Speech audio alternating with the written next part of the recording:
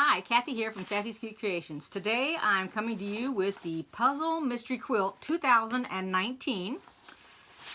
And the first thing we have is they give you tips about the fabric, how to press it, the fabric chart, and this year they have given us templates.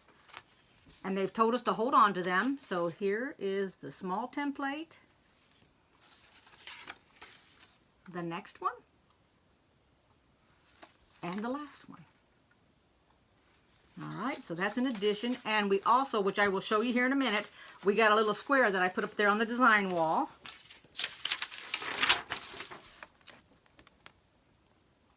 Now it doesn't have a name, it just says Stratford Puzzle Mystery Spring 2019. I have the small one, and this is by Sheila Christensen, and this is Cotton Cuts. So let's go ahead and get started. Here's that extra block that we got in our package this time around. It doesn't say anything about what it's for, so we'll just holding on to it, and I'm going to have it up here on my design wall. So let me show you my fabrics. Here is my color wave, and it's called Team Titania. And these are the triangle, square, and rectangle. They're pre-cut, and this is what I got. And like I said, that is the templates that we're told to hold on to. So you know at the very beginning how I tell you that I'm using a size 12 needle, 2.5 inch stitch? Well, normally I would be using cotton thread, and this was on sale. It is Superior Threads. It was on their website, and it was 3 spools for $9 something. So it was just a special thing, and somebody had mentioned it. It was called So Fine. Let's see if I can. That's what it's called. It is polyester. It's number 402. So I went ahead and I picked up 3 of them, and that's what I'm using.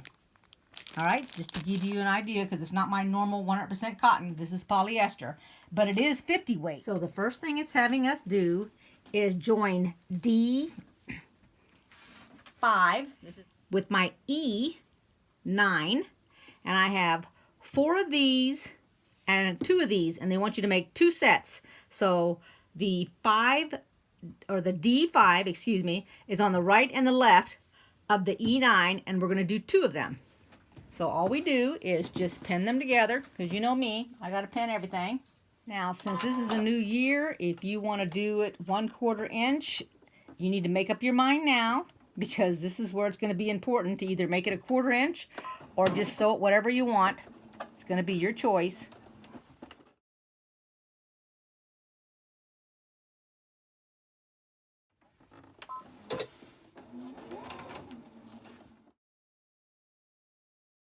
Now, I did not have to iron this because this is real nice and soft, and it feels like it's already been starched.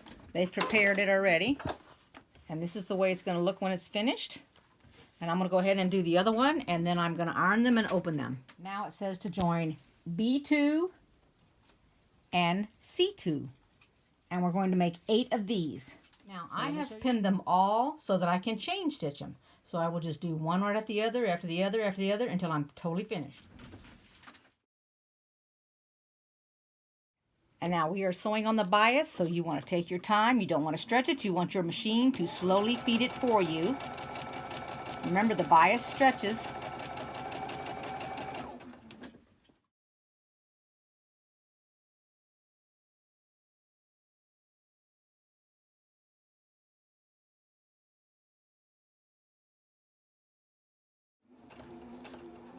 And that's how you continue until you're all finished. So if you chain stitched them like me, you would cut them all apart now. And remember, you always iron towards the dark side, so it'll be towards the dark fabric. Don't forget to set your seam first. When they're all ironed, it'll look like this. Your dark will be on the left. Well, in my case, B is my dark one. I don't know if yours will be dark if you're not using this color wave, but the dark one's on the left. And let's get started with the last. So now the directions say that this is A, and so they're calling it A3. And you're going to take the last 8 sets, let me move over here to the camera, of triangles that you put together. And now you're going to take the light color one, which was the C. Remember, this was the B. And you're going to lay them like this, and you're going to sew it together. And that's what you're going to do with all 8 of them. So let me do that. Well, actually, you're going to go back and forth. I'll show you. Let me get this one pinned first. Now, the way that I do this is I take my large piece and I fold it in half. Put a little crease up here at the top. So now I can tell this is the middle, because the middle is where the seam is here, and you want to put your 2 middles together. And then I pin that first, and I will pin so that, let me turn it this way, so that this remains to the dark. So you're pinning to hold that down in the middle. So it looks like that, and then I'll pin on each side. So I'll pin on my left side, then I'll pin on my right side. I just match up my ends because you know the tails have already been cut off. So it looks like that. And if you want to pin more, you can, because remember now, this is on the bias. Remember? And that's the part that stretches. See? It has give, so you don't want it to give. So if you want, you can go over there and start your fabric. What you do is just slowly feed it through your machine and let your machine take it. Don't force it, and don't pull on the left-hand side. Don't pull on this side as you're sewing. Now you're going to do all 8 just like this, and I'm going to chain stitch these. And again, I did not iron them.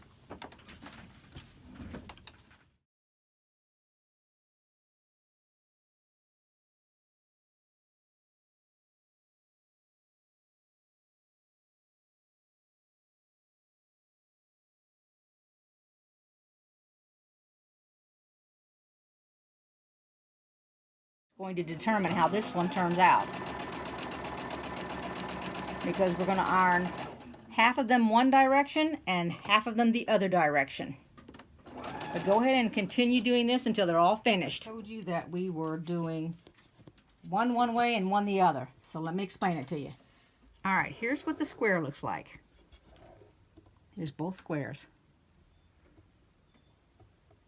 Now you take this first square here, which I'm going to show you. You lay it down, fold it in half. Press it here on the seam,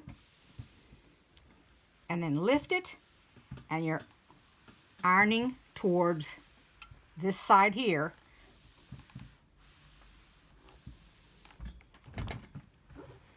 And then when you flip it over, that goes that direction. If you want to reinforce it, you can.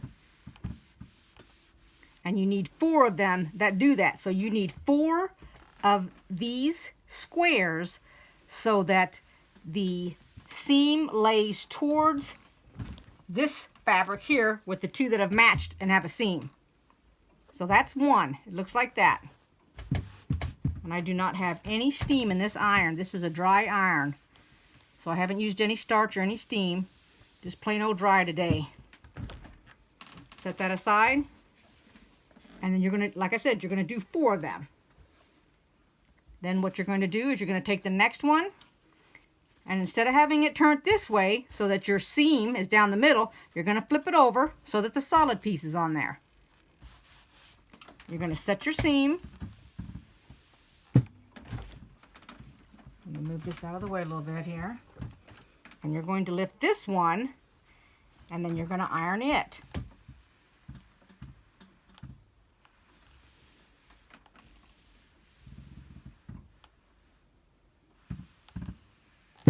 When you turn it over, the seam, the seam will now go towards the right, which is the solid piece of fabric. You can reinforce it if you want. And you're going to have 4 of each.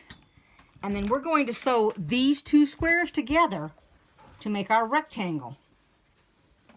So let me go back over here to the sewing machine. Lay these down next to each other. You're going to have the solid triangle up at the left top and the solid at the top right. When you put them together, now I'm going to show you my paper, which is kind of ironic here, but here's my picture. So you see that B and C, B is dark, C is light. All right? B is dark, C is light. And I'm going to put this paper over here and I want to show you this. Now, I just told you B was dark, but if you look at my paper, they got B is light and C is dark. See how it's color-coded in there? Look, B is light and C is dark. This is why you need to pay attention to the numbers, not necessarily the light or dark on your fabric, because you will get confused and have it backwards. All right, so I followed my chart, which is this here. And so when it goes together, you're going to have a dark on the left and a light on the right. All right, now you're going to put these together just like this, and you're going to do all 4 of these. And then that's it, and I'm going to show it to you on the design wall. Let me go ahead and pin this one for you. When I was having you iron one way and one the other way, that's so that these now nestle. Let me see if I can show it to you. So this is going to the right, and now it's going to the left. So they nestle perfectly. And you want to pin all of these together to make 4 of them, and then we'll chain stitch them.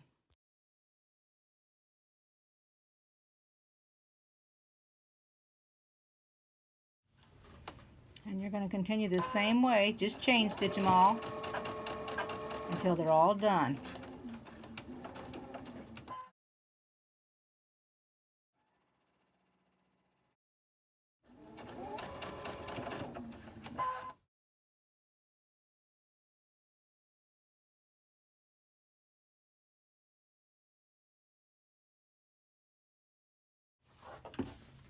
Go ahead and cut those apart.